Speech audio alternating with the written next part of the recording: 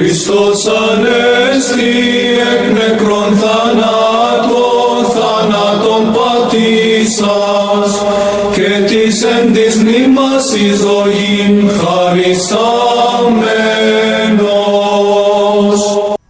Salve fratres, laudetur Yesus Kristus. Pada kesempatan kali ini saya mau mengajak saudara-saudara sekalian kita merenungkan.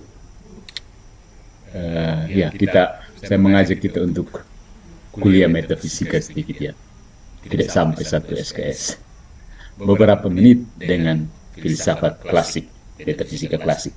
Nah, judul pertemuan kita pada malam hari ini adalah Metafisika Perjamuan Terakhir, kausalitas pohon anggur dan cabang-cabang. Jadi ada kausalitas antara pohon anggur dan cabang-cabang. Pasti kita semua tidak asing dengan metafora pokok anggur dan cabang-cabangnya, bukan? Ya. Jadi kita ingat kata-kata Sang Juru Selamat Tuhan kita Yesus Kristus dalam Injil Suci menurut Santo Yohanes. Aku adalah pokok anggur, kamu adalah cabang-cabangnya. Barang siapa tetap tinggal di dalam aku dan aku di dalam dia, ia menghasilkan banyak buah. Sebab di luar aku, kamu tidak dapat berbuat apa-apa. Mana ayatnya? Cari sendiri. Fratres, pada perjamuan terakhir, Tuhan kita menjalankan berbagai peran, macam-macam peran. Sebagai penyelenggara perjamuan Paskahnya orang Yahudi, dia adalah seorang Yahudi yang taat, bukan? Dalam menubuatkan pengkhianatannya, ia berperan sebagai nabi. Dan dalam mempersembahkan korban, dia adalah imam besar.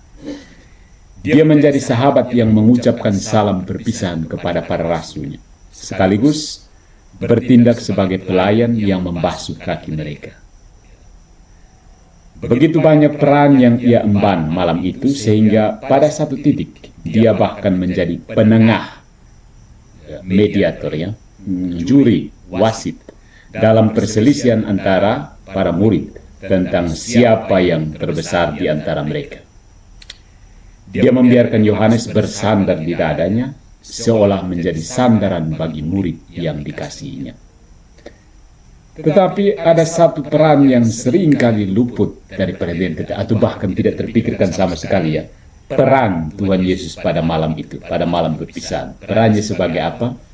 Sebagai dosen filsafat. Atau lebih tepatnya, Kristus juga berperan sebagai seorang profesor metafisika. Profesor metafisika ya. Vamonos, kita elaborasi.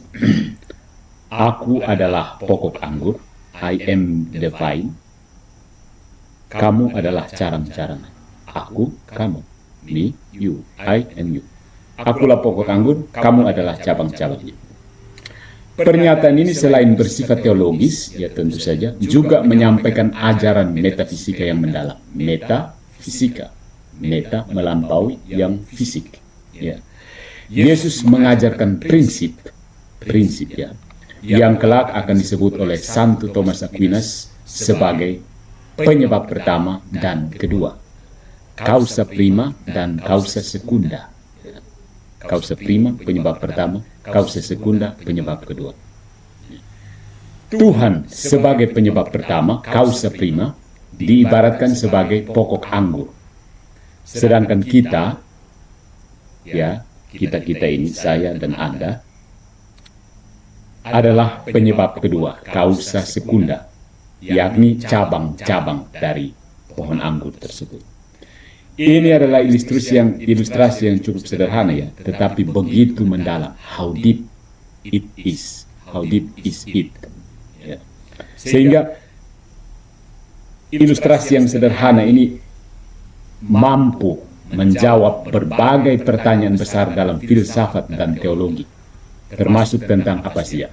Penciptaan, creatio ex nihilo, kausalitas, voluntas, atau yang dalam bahasa modern disebut free will, kehendak bebas, dan kooperatio atau partisipatio, kerjasama dengan kasih karunia.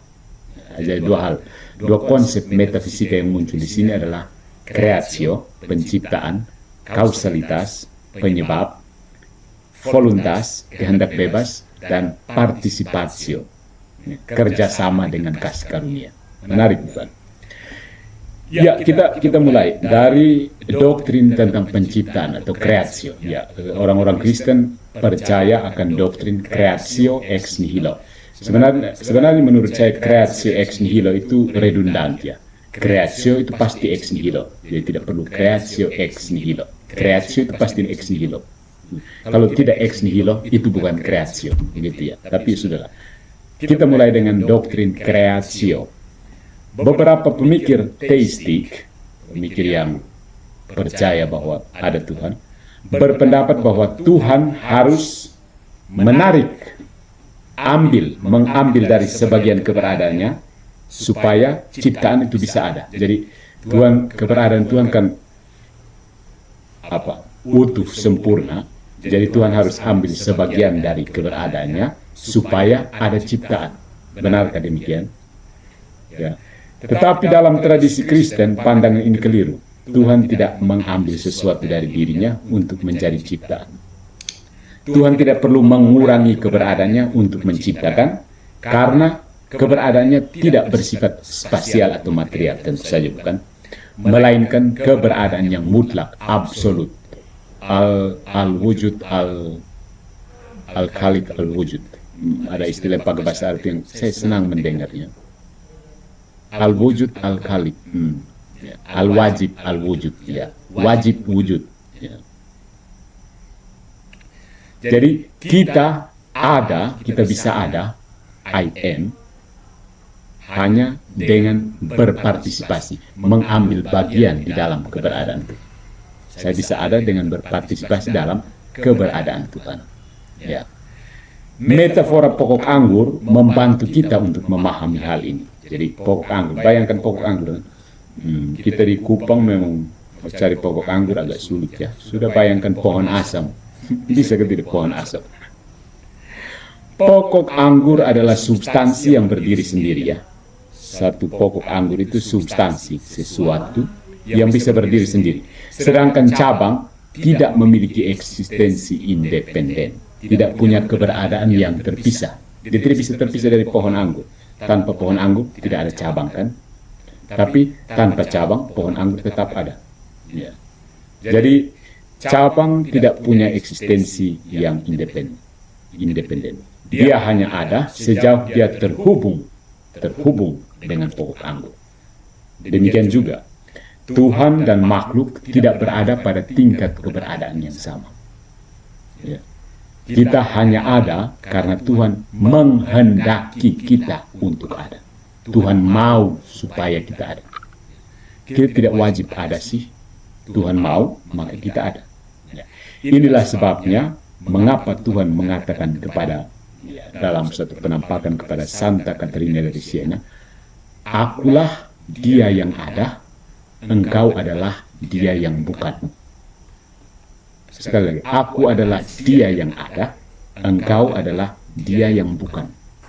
I am who he is, you are who he is not. Ya.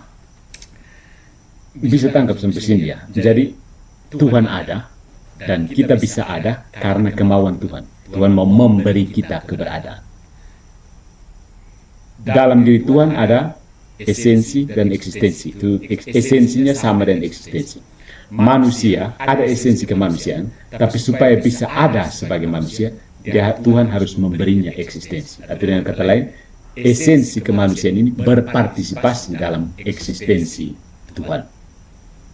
Saya tidak berhasil menjelaskannya. Oke. Kita beralih ke yang berikut. Mudah-mudahan gambaran pokok anggur menjadi jelas. Masalah kausalitas. Question about causality. Kausalitas. Penyebabkan. Tersebaban. Ya. Beberapa filsuf beranggapan bahwa jika Tuhan adalah penyebab segala sesuatu, maka makhluk tidak dapat menjadi penyebab sejati. Kalau Tuhan adalah penyebab sesuatu, maka tidak satu pun makhluk yang bisa menyebabkan sesuatu yang lain, bukan? Tetapi ini sebenarnya adalah kesalahan. Kembali ke pokok anggur tadi, cabang benar-benar menghasilkan buah. Cabang ini memang benar-benar menghasilkan buah. Itu bukan pohon yang menghasilkan buah, cabangnya lah yang menghasilkan buah. Ya. Tetapi cabang ini justru bisa menghasilkan buah hanya karena dia mendapatkan kehidupan dari pokok anggur. Ya. Begitu juga makhluk ciptaan memiliki kausalitas yang nyata, tetapi hanya karena Tuhan menyebabkan mereka menjadi penyebab. Tuhan menyebabkan saya menjadi penyebab kekacauan dalam dialog agama antara agama misalnya. Tuhan bukan hanya penyebab keberadaan makhluk, tetapi juga penyebab dari tindakan mereka. Bukan saja penyebab keberadaan, tapi juga dia yang menyebabkan saya bisa bertindak, membawakan materi ini. Saya sudah ada, itu juga disebabkan oleh Tuhan. Kemudian Tuhanlah yang menyebabkan saya bisa berada di depan Anda dan membawakan materi ini. Gitu. Poin ketiga ini menyangkut kehendak bebas, voluntas, atau bahasa modern sekarang free will. Free will. Beberapa argumen teologis menyatakan bahwa kebebasan manusia berada di luar kendali Tuhan. Seolah-olah Tuhan tidak mengetahui atau menentukan pilihan kita. He doesn't know. Tetapi ini tidak sejalan dengan metafisika pokok anggur ya. Sama sekali tidak sejalan. Terpisah dari Tuhan, kita tidak dapat melakukan apapun. Kebebasan bukan berarti tindakan yang tidak disebabkan oleh Tuhan. Kebebasan itu bukan tindakan yang tidak disebabkan oleh Tuhan. Karena kalau demikian, tindakan itu tidak memiliki keberadaan sama sekali. Sama sekali tidak ada tindakan tersebut. Tuhan memberikan kepada kita kemampuan untuk bertindak bebas. Secara potensial, kita bisa bertindak bebas. Sebagaimana pokok anggur memberi cabang kemampuan untuk menghasilkan buah. Kembali ke metafora pokok anggur ini. Nah, yang terakhir, kita pertimbangkan bagaimana kerjasama kita dengan kasih karunia Tuhan itu berlangsung. Partisipasio. Berbagai analogi yang sering digunakan untuk menggambarkan hubungan ini, seperti seorang ayah yang menggendong anaknya, atau layar kapal yang menangkap angin, atau pemimpin di dalam tarian, ini justru seringkali menyesatkan. Analogi yang kurang tepat itu justru bisa menyesatkan. Contoh lain misalnya ketika ada analogi terhadap Trinitas dengan menggunakan manusia, tubuh, jiwa, dan roh. Tidak tepat, menyesatkan. Semua gambaran tersebut, ayah yang menggendong anak, layar kapal yang berkembang, pemimpin dalam tarian, menempatkan hubungan Tuhan dan manusia dalam hubungan yang saling bersaing. Ya, bersaing. Entah Tuhan melakukan semuanya, sehingga manusia menjadi pasif, atau manusia membawa sesuatu yang independen, tidak bergantung, ke dalam hubungannya dengan Tuhan, sehingga Tuhan tidak sepenuhnya menentukan segala sesuatu. Tetapi metafora pokok anggur dan cabang menghindari kesalahan ini. Kita sungguh bekerja sama dengan kasih karunia. Tetapi hanya karena Tuhan memberikan kepada kita kemampuan untuk melakukan kerjasama itu. Jadi kita bisa bekerja sama, tapi Tuhan sendiri yang memberikan kemampuan untuk bisa bekerja sama. Ya. Dari semua ini, saudara-saudari, kita bisa menarik beberapa kesimpulan praktis. Langsung ke praktis ya, tadi belum terlalu mendalam ya. Kesadaran bahwa kita sepenuhnya bergantung pada Tuhan meningkatkan kerendahan hati kita. Terpisah dariku, kamu tidak dapat berbuat apa-apa. Ini juga menumbuhkan rasa syukur. Apa yang kamu miliki yang tidak kamu terima. Pada saat yang sama, karena kita tahu bahwa Tuhanlah yang memberi kita kehidupan dan kuasa, kita memiliki harapan yang besar.